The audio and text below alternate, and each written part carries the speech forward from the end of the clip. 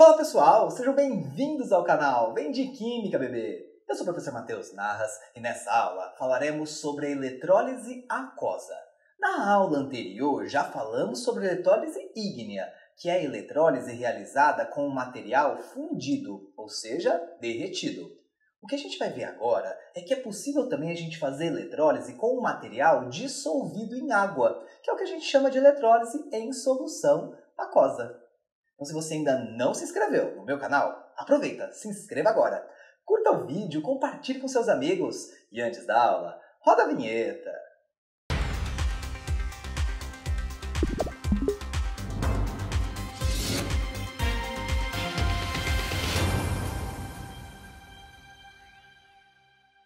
Antes da gente começar a falar de fato como ocorre a eletrólise aquosa, eu já vou deixar aqui para vocês duas reações químicas que vão aparecer demais quando estivermos realizando uma eletrólise aquosa, que é a oxidação e a redução da água. A gente já sabe escrever reações de oxidação e redução de íons. Foi o que a gente viu lá no comecinho de eletrólise ígnea, já tínhamos visto também em pilha. E agora, vamos montar aqui a reação de oxidação e redução da água. A oxidação da água nada mais é do que a água doando elétrons. Quando a água doa elétrons, ela se transforma no íon H+, e além disso, há a formação do oxigênio gasoso. Olha que simples, sempre que a água oxida, ela se transforma em H+ e O2. É óbvio que essa reação não está balanceada, a gente pode balanceá-la. Vamos lá? Então, se eu tenho 2 hidrogênios antes da seta, eu posso colocar um 2zinho aqui e ficar com 2H+. Só que se eu coloco 2 na frente do H+, eu fico com 2 cargas positivas. Vou precisar de 2 elétrons para anular essas cargas. Afinal, antes da seta, eu não tenho carga nenhuma. E eu tenho um oxigênio na esquerda, vou colocar aqui meio mol de O2, e aí eu tenho um oxigênio à direita também. Temos aí a reação de oxidação da água. Por enquanto não tem utilidade nenhuma, mas vocês vão perceber que se vocês não souberem montar essas reações, vai ficar muito complicado entender a eletrólise aquosa. Vou mostrar para vocês também a reação de redução da água. Olha que interessante, a água pode oxidar, mas ela pode também reduzir, ou seja, receber elétrons. Deixa eu só colocar os estados físicos lá em cima que ficou faltando. Quando a água reduz, então temos aqui a água líquida recebendo elétrons, ela se transforma no quê? Sempre que a água recebe elétrons, ela se transforma no íon OH-. Enquanto na oxidação da água gera um íon H+, na redução da água gera o íon OH-. E também a formação de um gás.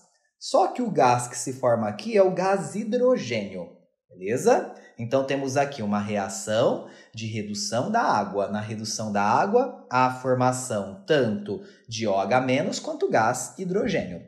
Balanceando essa equação, vamos deixar ela bonitinha aí, ó. Vou colocar um 2 aqui na frente da água para ficar com 4 hidrogênios. E vou colocar um 2 aqui para ficar com 4 hidrogênios também. 2 no OH e 2 no H2. Só falta balancear os elétrons, porque se eu tenho 2 cargas negativas na direita, eu preciso ter 2 cargas negativas na esquerda. Então está aqui representada tanto a reação de oxidação quanto redução da água. Nós vamos utilizar essas reações com certeza nos processos eletrolíticos que eu vou mostrar para vocês na sequência. Então, na sequência, eu quero mostrar para vocês a eletrólise aquosa do sal de cozinha, do cloreto de sódio. A gente já fez na aula anterior a eletrólise ígnea do NaCl. Nós vamos fazer eletrólise aquosa para que você perceba que há diferença. Bora lá! Eu não vou desenhar aqui não a cuba eletrolítica, que é onde ocorre a eletrólise aquosa, tá? É igualzinho a eletrólise ígnea, quem assistiu a aula anterior deve se lembrar. A primeira diferença qual é? Quando a gente faz a eletrólise ígnea, a gente pega a substância que vai sofrer eletrólise, no caso é o NaCl, e faz a sua fusão. Aqui a gente não vai fazer fusão, a gente vai dissolver essa substância na água. Então o primeiro passo da eletrólise aquosa é fazer a dissolução da substância e não a fusão. A diferença é que na fusão eu esquento até derreter. Aqui eu simplesmente vou pegar o cloreto de sódio, que é um composto iônico, portanto sólido, e vou colocar em contato com a água. Ao colocar o cloreto de sódio em contato com a água, ele se dissocia, liberando o íon Na+, e íon Cl-. Então, essa é a primeira etapa. Temos lá, dentro da nossa cuba eletrolítica, Na+, Cl-, só que agora a diferença é que a gente também tem água. Na eletrólise ígnea, a gente não tem a água para interferir no processo. Aqui a gente tem isso que vai trazer um pouquinho de trabalho a mais na eletrólise aquosa. Depois que a gente dissolveu a substância em água, a gente vai lá e coloca os eletrodos para gerar energia elétrica e fazer o uso dessa energia elétrica para converter em novas substâncias. Isso é eletrólise, a gente já viu na aula anterior. Então aqui eu vou pegar um eletrodo que a gente conhece como cátodo e um eletrodo que a gente conhece como ânodo. Mesmo? Lembra que na eletrólise o cátodo é o eletrodo negativo e o ânodo é o positivo, menos grau. Quem migra para o cátodo? Olha a importância de você assistir antes a aula de eletrólise ígnea. Quem migra para o cátodo são os cátions. Quem migra para o ânodo são os ânions. Então, aqui eu tenho o cátion Na+, que vai em direção ao cátodo, e temos o ânion Cl-, que vai em direção ao ânodo. Lembrando que esse cátion e esse ânion vieram da dissolução e dissociação do NaCl. Só que a grande diferença da eletrólise ígnea para aquosa está aqui. Por quê? Eu não mostrei na lousa anterior que a água ela pode sofrer redução e oxidação? E como ela está lá no meio, ela também migra tanto para o cátodo quanto para o ânodo. Olha isso! Enquanto na eletrólise ígnea a gente tinha um cátion no cátodo e um ânion no ânodo, na eletrólise aquosa a gente tem o cátion no cátodo e a água, e no ânodo a gente tem o ânion e a água também. E lá eles vão disputar para sofrer as reações de redução e oxidação. Lá no cátodo, entre o Na+ e a água, existe uma espécie que tem mais facilidade para descarregar. Porque lembra que a eletrólise é para a gente descarregar os íons, tirar a carga deles. Só que a água também tem esse poder de descarregar, ou seja, de sofrer redução e oxidação. Então, o que você vai precisar saber é identificar no cátodo e no ânodo quem ganha essa disputa. Será que no cátodo vai ganhar o Na+ ou a água? Será que no ânodo vai ganhar o Cl- ou a água? Por enquanto eu vou falar para vocês, tá? Mais para frente você vai precisar descobrir quem ganha e quem perde.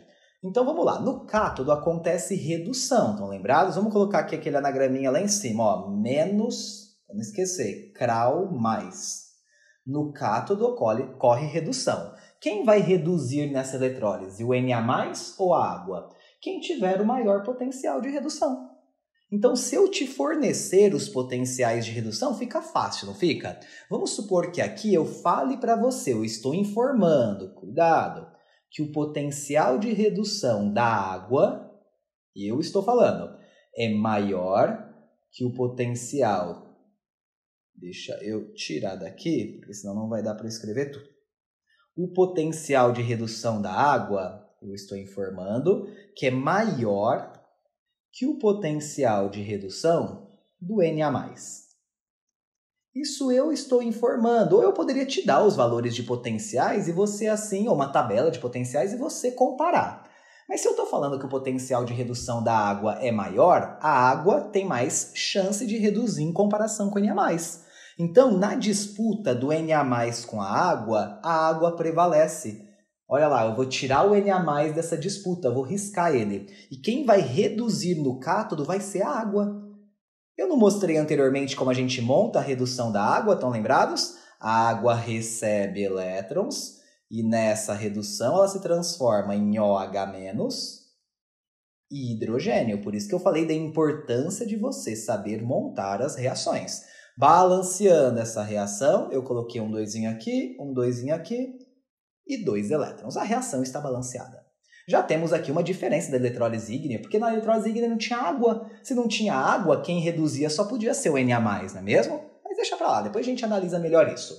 E no ânodo, quem vai prevalecer, o Cl- ou a água? Pode ser água de novo. Tem eletrólises que a água oxida e reduz ao mesmo tempo.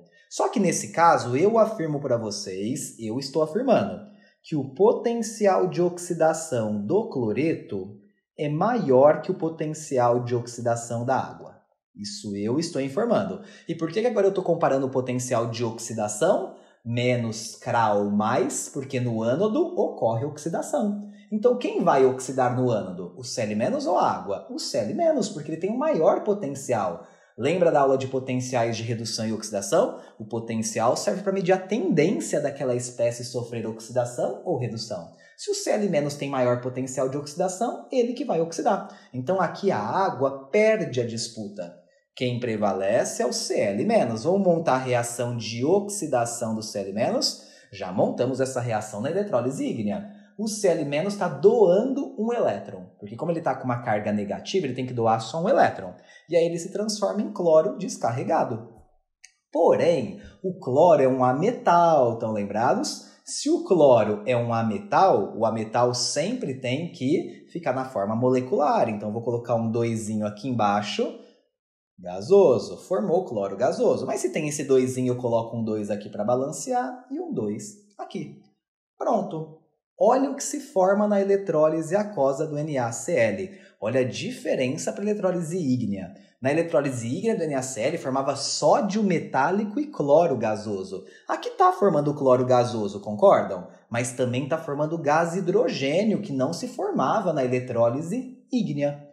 Então temos aqui a eletrólise aquosa do NaCl. Eu poderia pedir para vocês escreverem a equação global. Vamos montar a equação global? Já vimos como montar a equação global de eletrólise. Basta você somar as 3 equações. Lembrando que precisa cancelar o que tem em comum de um lado e do outro. Na primeira reação, eu tenho Na e Cl-. Eu vou ter que multiplicar essa reação por 2. Por que eu vou ter que multiplicar a primeira reação por 2?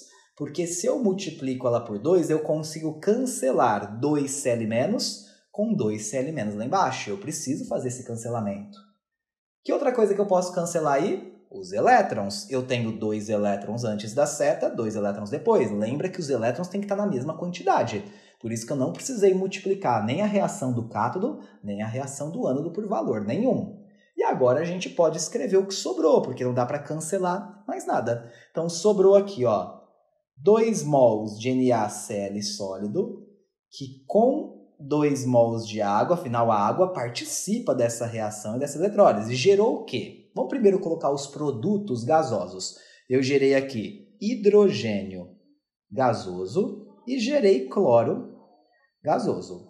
Além disso, pessoal, eu tive a formação, na verdade sobrou aqui 2 Na+, porque o Na+, ele acabou perdendo no cátodo, não é? E teve a formação também, isso aquoso, de 2 OH- aquoso. Detalhe importante, como tem água nessa eletrólise, tanto o Na+, quanto o OH- eles continuam dissociados. Mas se você eliminar toda a água desse recipiente, evaporar a água, o que acontece? O Na+ e o OH- eles se juntam formando 2 mols de NaOH. Olha que louco! Além de formar o gás hidrogênio e o gás cloro, eu ainda consigo formar, se eu evaporar a água, 2 mols de soda cáustica, de hidróxido de sódio. Na sequência, vou mostrar para vocês mais um exemplo de eletrólise aquosa. Vamos lá! Vamos agora fazer a eletrólise aquosa do sulfato de potássio, que é um sal também, é um composto iônico, portanto, se eu colocar em contato com a água, ele vai se dissolver e se dissociar. Como a gente vai fazer uma eletrólise aquosa, então o primeiro processo é pegar esse sal e dissolver na água. Então vamos fazer a dissolução do K2SO4. Nessa dissolução, a gente tem o seguinte, K2SO4 sólido em contato com a água, gerando o íon K+, e o íon sulfato. Importantíssimo que vocês saibam montar as reações de dissociação, já vista na playlist de inorgânica. Balanceando essa reação, 2K+. Depois que a gente dissolveu a substância em água, a gente vai, por meio de um cátodo e de um ânodo, que estão ligados a uma fonte de tensão elétrica, iniciar a nossa eletrólise. Ao colocar o cátodo e o ânodo ligado à fonte de tensão, os cátions migram para o cátodo e os ânions migram para o ânodo. Só que estamos fazendo uma eletrólise aquosa, não se esqueçam, quando tem água, a água também migra para o cátodo e para o ânodo. E agora? Precisamos descobrir quem prevalece no cátodo, quem prevalece no ânodo. Lembrando que no cátodo CRAL acontece redução. Então eu preciso pesquisar quem tem maior potencial de redução. Será que é o K+ ou a água? Eu afirmo para vocês que a água tem o maior potencial de redução. Então aqui, entre a água e o K+, quem vai prevalecer? A água. Então, o K+, ele perde essa disputa e quem vai sofrer a reação é a própria água. Vamos ter isso aqui, ó. Água líquida reduzindo, recebendo elétrons. Já fizemos essa reação. Vai gerar OH- e vai gerar o H2, gasoso. Aqui eu tenho o estado aquoso balanceando essa reação. Olha a importância de saber escrever a redução e também a oxidação da água. Por que a oxidação? Porque a água pode ganhar no ânodo. E nesse caso ela ganha. Porque entre a água e o sulfato, eu afirmo para vocês que a água tem um maior potencial de oxidação, que é o que acontece no ânodo. Então o potencial de oxidação da água é maior que o potencial de oxidação do sulfato. Consequentemente, o sulfato vai perder aqui no ânodo e a água vai vencer essa disputa e também vai oxidar. A água vai doar elétrons e vai se transformar em H+ e oxigênio. E oxigênio, olha que interessante. Balanceando essa equação, se eu colocar um meio mol aqui, estão lembrados? 2 hidrogênios e 2 elétrons, a reação está balanceada. Vejam como é possível numa eletrólise aquosa eu ter tanto a água reduzindo quanto oxidando. Você poderia me perguntar, então para que serviu o sulfato de potássio se ele perdeu nos dois? Ele é importantíssimo, porque sem ele não teria a condução de corrente elétrica, graças aos íons que ele libera. Só que tanto o K+ quanto o sulfato não entram nessas reações justamente porque a água prevalece. Quando isso acontece, e a gente precisa escrever equação global, galera, quando isso acontece, a água ganha nos dois, a gente não soma a reação de dissolução, a gente soma só a reação do cátodo e a do ânodo. Então, nesse momento, eu vou esquecer essa reação, deixa eu riscar ela acontece, tá? A dissolução é importante, mas para escrever a global, a gente não vai usá-la. Então vamos ver, eu tenho 2 elétrons antes da seta com 2 elétrons depois.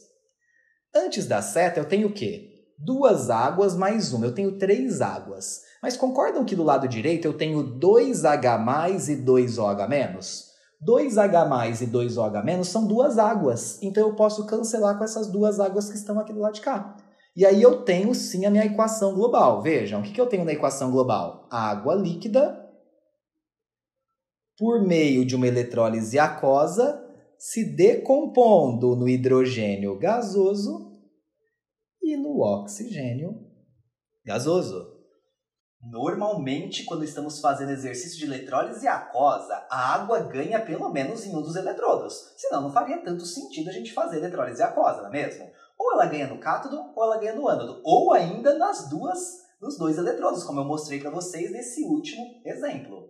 É importante que vocês saibam identificar que no cátodo ocorre redução. Portanto, ali vai descarregar aquela substância, aquela espécie que tiver maior potencial de redução. Já no ânodo, como ocorre oxidação, vai ganhar a disputa ali quem tiver maior potencial de oxidação. Aí você deve estar se perguntando, mas professor, você falou para mim aí quem tem maior potencial de redução e de oxidação, não é mesmo? Eu falei. E normalmente os exercícios têm falado, ou dão uma tabela de potenciais, ou no enunciado eles dão alguma informação para que você consiga perceber quem vai descarregar no cátodo e quem vai descarregar no ânodo. Normalmente os exercícios trazem isso. Só que eu já vi vários exercícios que eles não trazem e você tem que saber. Isso é um problema de eletrólise aquosa, você saber quem ganha no cátodo, quem ganha no ânodo, quem descarrega ali e quem descarrega aqui. Eu vou mostrar para vocês na sequência uma fila de descarga no cátodo e uma fila de descarga no ânodo. Hoje em dia isso está muito em desuso, você tem que memorizar isso, mas eu estou mostrando porque aqui você aprende tudo. Então vamos para a sequência, bora lá! Não se assuste, mas tá aí a descarga de cátions e de ânions. Tudo bem que essa fila de descarga de cátions está bem completa com muitos metais. Normalmente não caem todos esses, mas eu tô aqui para mostrar para você com bastante detalhe. Vejam, eu tenho lá na descarga de cátions, ou seja, quem vai ganhar no cátodo. Eu tenho a fila começando na família 1A, 2A alumínio e terminando lá no ouro. Vejam que a setinha está para a direita. O que essa setinha para a direita está indicando? Quem descarrega com mais facilidade no cátodo. Essa é a fila de descarga dos cátions. Ou seja, quanto mais para a direita, eu tenho um maior, vamos anotar aqui, um maior potencial de redução. Vejam que eu destaquei nessa equação, nessa fila, a água, porque a gente sempre vai comparar com a água, não é mesmo? Todo mundo que estiver à frente da água tem maior potencial de redução que ela, então descarrega mais do que ela. Todo mundo que estiver atrás da água acaba perdendo para ela. Então, na verdade, se você souber quem está à frente dela, você já sabe quem ganha da água. O resto acaba perdendo. Então, você consegue, por meio dessa fila, identificar quem tem maior ou menor potencial de redução. Lembra no exemplo que eu dei anteriormente? Eu comparei a água com o K+. O K+ está na família 1A, lá no comecinho da fila. Óbvio que ele ia perder para a água, porque a água está mais à frente nessa fila. Então, quanto mais à frente, mais à direita da fila, maior é a descarga dos elementos ou das espécies. Já na fila de ânions, o que a gente tem? Também a setinha para a direita. Só que agora ela está indicando os maiores potenciais de oxidação. Afinal, no ânodo ocorre oxidação. De novo, quem estiver à direita da água, ou seja, para lá, quem estiver à direita sempre ganha da água. Quem estiver para trás, à esquerda, perde da água. A água acaba ganhando. Vejam, essa fila é um pouquinho mais simples. Ela é uma fila que mostra o fluoreto é o primeiro de todos. Ele é o que sempre perde de todos. Aí vem os ânions oxigenados. O que são ânions oxigenados? Ânions que têm oxigênio, por exemplo. Vou dar alguns aqui. O sulfato, que eu mostrei no exemplo anterior. O nitrato tem oxigênio. O clorato tem oxigênio. Tudo que tem oxigênio, exceto o OH-, entra aqui. Vejam, depois da água tem o OH-, que é o que vem das bases, não é? E tem os ânions não oxigenados. O que são ânions não oxigenados? Que não têm oxigênio. Por exemplo, o cloreto, o brometo, o iodeto, exceto o fluoreto, que está lá no começo da fila. Ele é um ânion não oxigenado, mas ele está no começo. Ele tem um baixíssimo potencial de oxidação. Então aqui temos uma fila que ajuda você, quando estiver fazendo um exercício, descobrir quem descarrega no cátodo e no ânodo. Mais uma vez, isso está muito em desuso, você tem que memorizar isso. Mas se você quiser, posso te dar uma frasezinha para você memorizar a fila de descarga dos cátions. Dos ânions nem tem fila porque é muito simplesinho, nem tem frase, né? Ânions oxigenados, água, ânions não oxigenados, basicamente, além do fluoreto e do OH-. Já a fila dos cátions ela é muito maior. Então, olha a frasezinha para você não esquecer. Vejam aqui, ó. Família 1A são os alcalinos, concordam? Deixa eu ir grifando aqui, ó. Família 1A são os alcalinos. Família 2A são os alcalino terrosos. E depois vem o alumínio, não é mesmo? Então, para a gente começar a memorizar essa frase, não é para rir, porque é uma frase muito sem noção. Mas não importa, o que importa é que a gente vai conseguir memorizar a fila. Eu memorizo assim, ó. Al. Como assim? Al de alcalinos, família 1A, al de alcalino terrosos, família 2A e al de alumínio. Então, al. Aí a frase vem, ó, mãezinha se remete ao quê? Ao manganês e ao zinco, mãezinha. Cromi não é comi, é cromi, para pegar o crômio. Cromi, feijão, aí o feijão tá bom, né? Porque já pega o ferro. Como que eu consigo pegar o cobalto? Ninguém... Opa, deixa eu só grifar direitinho lá na fila. Cobalto, como... Deixa eu pegar aqui. Ninguém. O ninguém eu consigo pegar o níquel sem, com N no final, para eu pegar o estanho. Problemas. Sem problemas. O problemas eu consigo pegar o chumbo, o Pb. Au. Mãezinha come feijão como ninguém, sem problemas. Aí para, porque tem a água para separar da outra frase. A outra frase, ó, vem na sequência assim. Deixa eu colocar aqui embaixo, ó. Deixa eu subir um pouquinho, descer esse aqui um pouquinho para ficar melhor para escrever. Segunda frase. Hipopótamo para pegar o H. Hipopótamo. Bicudo já pega o bismuto e o cobre. Hoje, pelo amor de Deus, hoje com G. Hoje com G pra gente pegar o mercúrio. Hoje, o agente a gente consegue pegar a prata, o Ag. Hoje a gente pode a gente pega o Pd, que é o paládio. Deixa eu escrever tudo já. Plantar, que a gente pega a platina Pt. A U-face com U, não com L, que é o certo. Senão você vai colocar alumínio e aqui é a U de ouro. Loucura, não é mesmo? Au. Mãezinha come feijão como ninguém, sem problemas. Água, para separar a frase. Hipopótamo bicudo, hoje a gente pode plantar a U-face. E assim você não esquece a fila de descarga dos cátions. Embora esteja em desuso memorizar isso, vai que aparece um exercício, pelo menos vocês não erram na descarga dos cátions. A descarga dos ânions é mais simples, é uma fila bem curta, então fica mais fácil da gente memorizar. Lembrando que a eletrólise aquosa é um processo que serve para quê? Usar energia elétrica e converter esse tipo de energia em energia química, ou seja, usar energia elétrica para formar novas substâncias. A diferença da eletrólise aquosa para a ígnea é que na aquosa a gente tem a água interferindo no processo.